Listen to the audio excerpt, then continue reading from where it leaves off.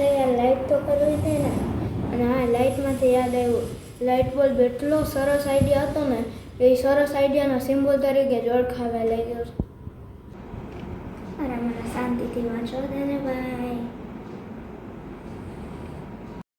ઓય એક વાત કહું, આપણે હોટલમાં ગયા હોય તો આપણે વેઇટરની વેઇટ કરતા હોય તો આપણે વેઇટરના જ વેઇટર થઈ જાય ને.